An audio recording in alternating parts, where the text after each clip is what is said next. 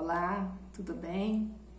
Vamos a mais um estudo de discipulado. Hoje nós vamos continuar falando sobre as características de um líder e hoje vai ser a parte 3. O texto está lá em 2 Timóteo 2, eu vou ler só o versículo 6 para vocês. Mas vamos estar orando primeiramente para nós começarmos. Feche teus olhos aí onde você está. Pai, eu te louvo, eu te agradeço, Senhor, por mais esse dia. Eu não tenho palavras para te agradecer, Senhor, porque em todas as coisas nós somos mais que vencedores em Cristo Jesus. E porque o Senhor é um Deus bom e misericordioso, e a cada dia, a cada manhã, as suas misericórdias se renovam sobre nós. Fala conosco através dessa palavra que é viva, que é eficaz, ministra aos nossos corações. É o que eu te peço em nome de Jesus. Amém. Nós não podemos nos cansar de agradecer a Deus, não é? Deus é bom e a sua misericórdia dura para sempre. Grande é a fidelidade do nosso Deus. Características de um líder, parte 3. Lavrador, trabalho árduo. Você conhece o trabalho de um lavrador? Você sabe o que é necessário um lavrador fazer para que a terra produza? Para que a terra dê frutos, para que ele venha colher os primeiros frutos da sua colheita, os primeiros frutos da sua semeadura, né?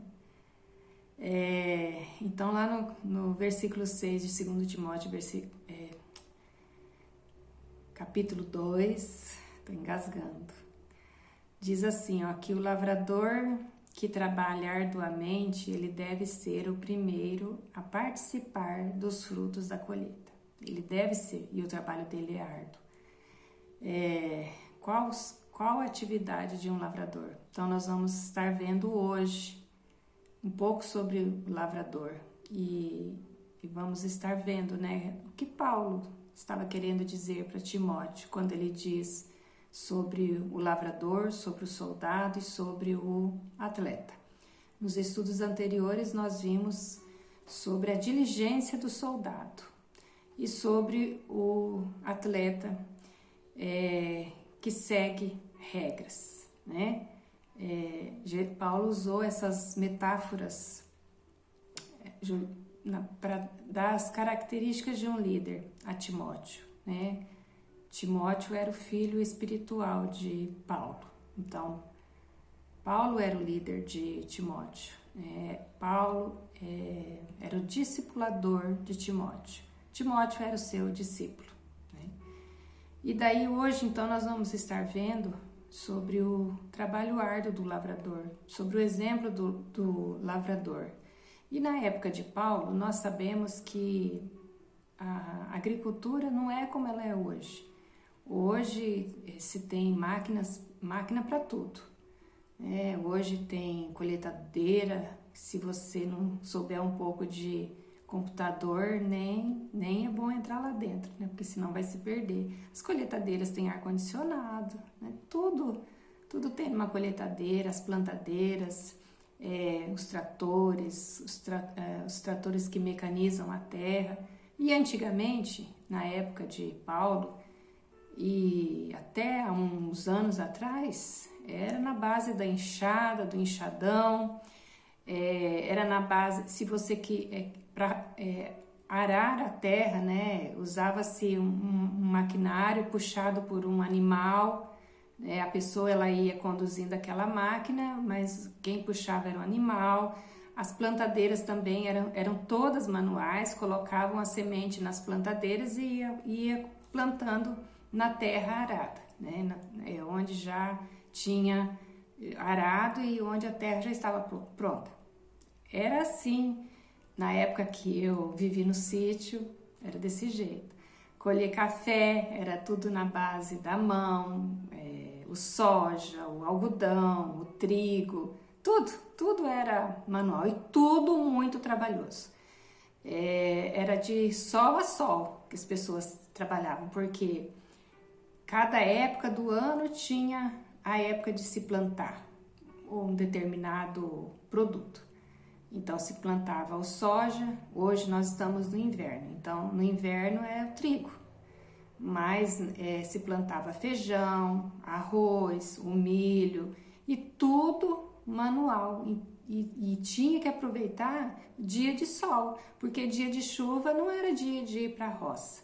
Eu lembro que nos dias de chuva meu pai ficava em casa e a gente ficava brincando dentro de casa, né? Por quê? Porque não dava para ir para a roça em dia de chuva. Tinha que aproveitar os dias de sol. E se chegasse o dia de colher em pleno sábado, em pleno domingo, era naquele dia mesmo que ia colher, não podia esperar para o outro dia. Então, o trabalho de um lavrador é muito exaustivo, é muito cansativo e é trabalhoso, é árduo mesmo, é aquilo que Paulo diz aqui, né?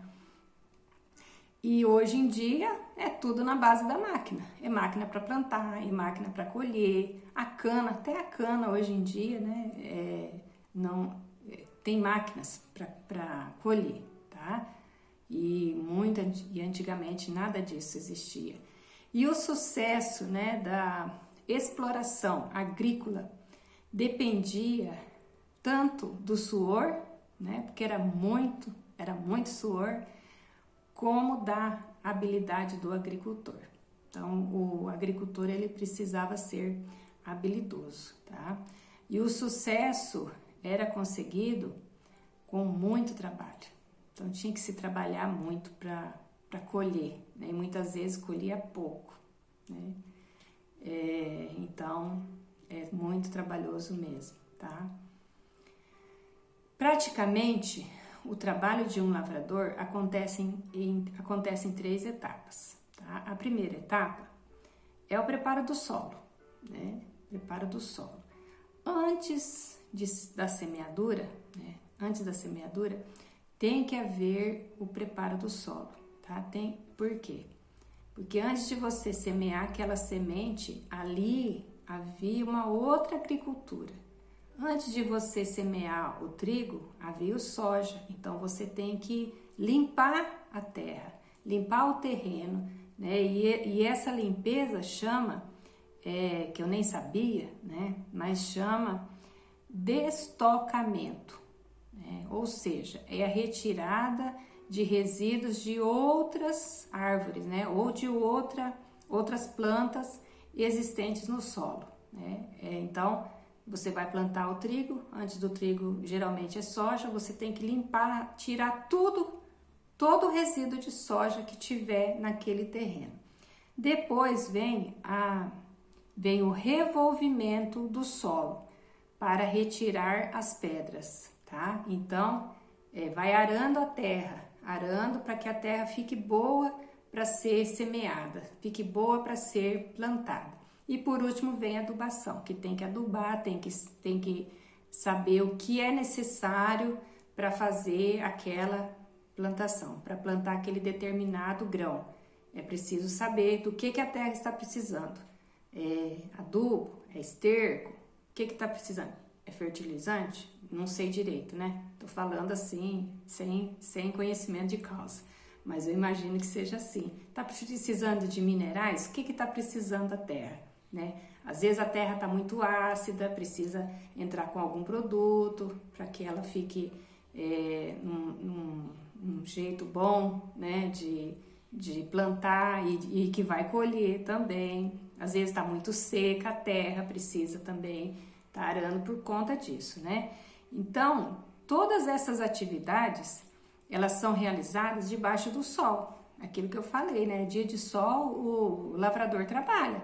Dia de chuva, ele fica em casa ou ele vai na cidade fazer alguma coisa, né? E se der também, né? Porque só se tiver carro, tiver um carrinho, né? Com um animal para levar, uma charrete, senão não tem como ir também, tá?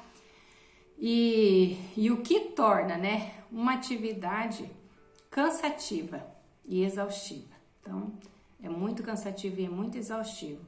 Então, nós não podemos esquecer que nós estamos lidando num tempo onde não havia mecanização. Naquela época de Paulo não havia mecanização. E hoje, né? Hoje já tem o trator, hoje não precisa mais de você ir e com teu animal arando a terra. Hoje tem os tratores que fazem a parte da mecanização.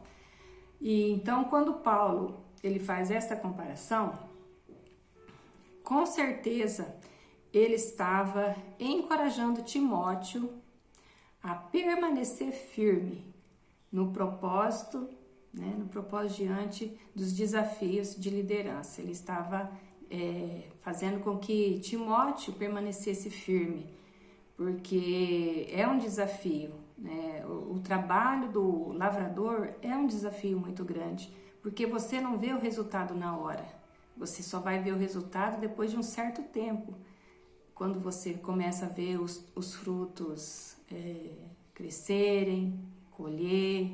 Então é um tempo demorado, exige um tempo para que isso aconteça, né? Então ele estava mostrando para Timóteo que Timóteo precisava permanecer firme nesse propósito de liderar pessoas. Então aqui diz, né, que por isso, minha querida, né, por isso minha querida líder, meu querido líder, né, por isso que a tarefa de liderar discípulos, assim como preparar o solo, é trabalhosa. Então dá trabalho, né? Dá trabalho liderar discípulos. É trabalhoso, tá? Mas só que é gratificante. Por que que é gratificante? Porque você vai acompanhando passo a passo, né? Você vê o crescimento, você vai ver os frutos, tá? Então, por isso se torna gratificante, tá? E daí você vê as vidas sendo transformadas pelo poder de Deus. Então, nós não podemos esquecer que a parte de Deus é a parte mais importante, né? A gente vê o trabalhar de Deus na vida de uma pessoa sendo transformada. O trabalho de Deus de gerar vidas, né? É o trabalho do Espírito Santo no coração de uma pessoa. E houve a nossa parte em tudo isso, né? É igual diz a palavra, né? Um planta, um rega e o outro colhe. Mas a gente não pode esquecer desse mais. Mas Deus é que dá o crescimento. É Deus que dá o crescimento às pessoas. E nós não podemos nos esquecer disso, tá? Então, nossa tarefa é preparar vidas para gerar outras vidas. Essa é a nossa tarefa como líderes, tá? A segunda parte é a parte da semeadura.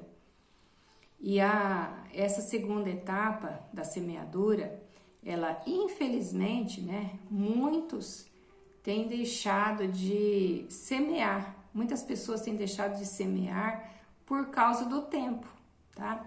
Lá em Eclesiastes, capítulo 11, versículo 4, diz assim, ó: quem fica apenas olhando o vento jamais plantará, e quem para observando a passagem das nuvens, nada colherá. Olha só o que diz em Eclesiastes. Quem fica apenas olhando o vento jamais plantará. Se a gente fica olhando o vento, a gente nunca vai plantar.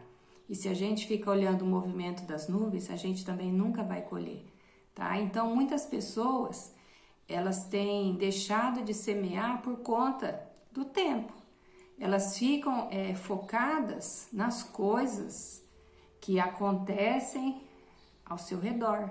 Fica foca-se só nos problemas, foca-se na sua vida, no seu trabalho, fica focado só nisso. E daí nos indícios de tempo, bom ou ruim, hoje não tá bom para semear, amanhã também não vai estar. Elas deixam de semear por ficar olhando, talvez também até as circunstâncias, ficam esperando, não sei o que ia acontecer, né? Não sei, porque tem um versículo também acho que é em Eclesiastes também, né? Que a gente precisa lançar o pão. A gente precisa lançar o nosso pão. Nós precisamos lançar a palavra. A gente não sabe quem vai recolher, quem vai comer desse pão, né?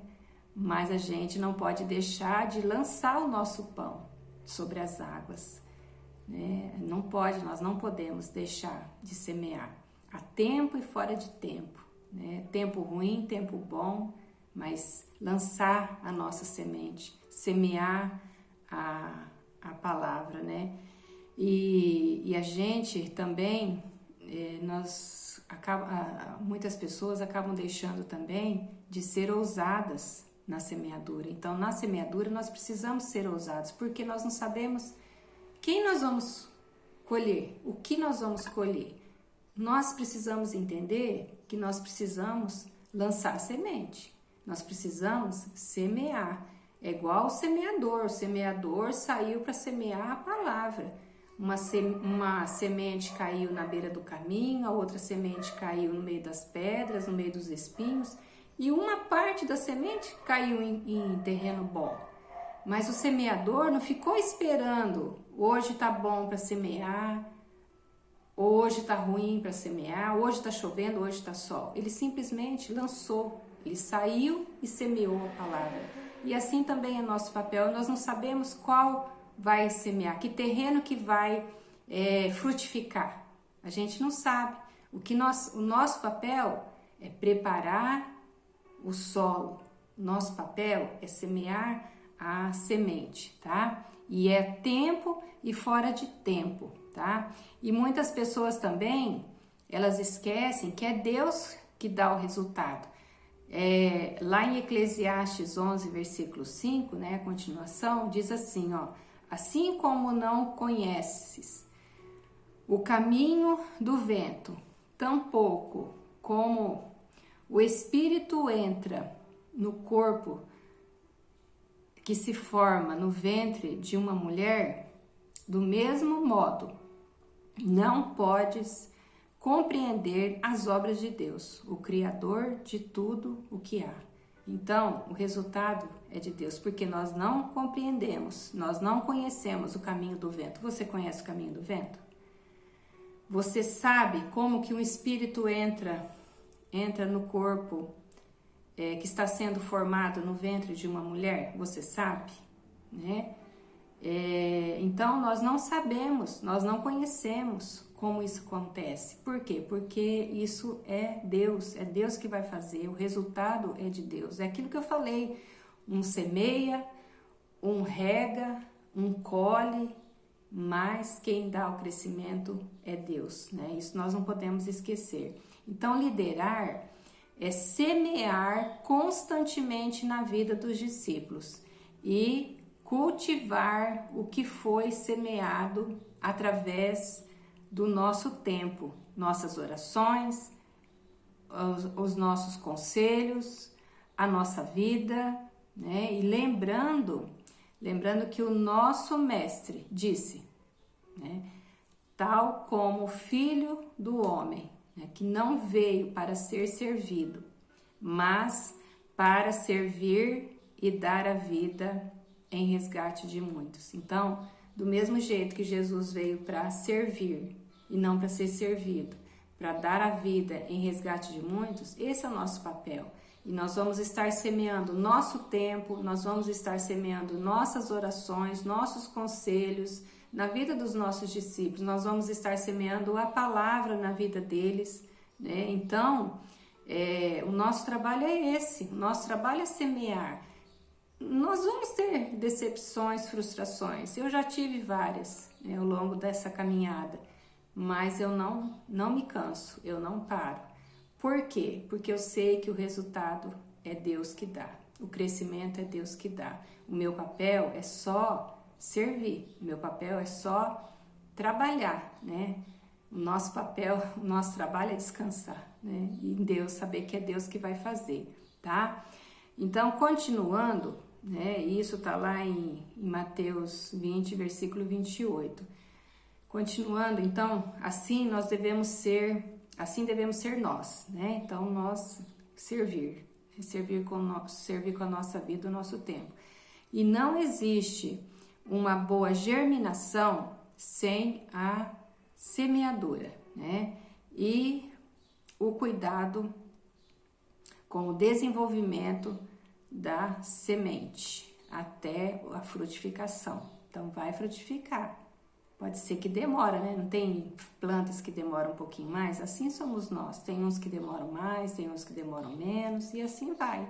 Uns crescem mais rápido, outros é um pouquinho devagar, outros precisa ter uma chavinha para ligar ali no cérebro, daí a partir dali ele cresce, ele deslancha, mas todo mundo tem o seu tempo, tá?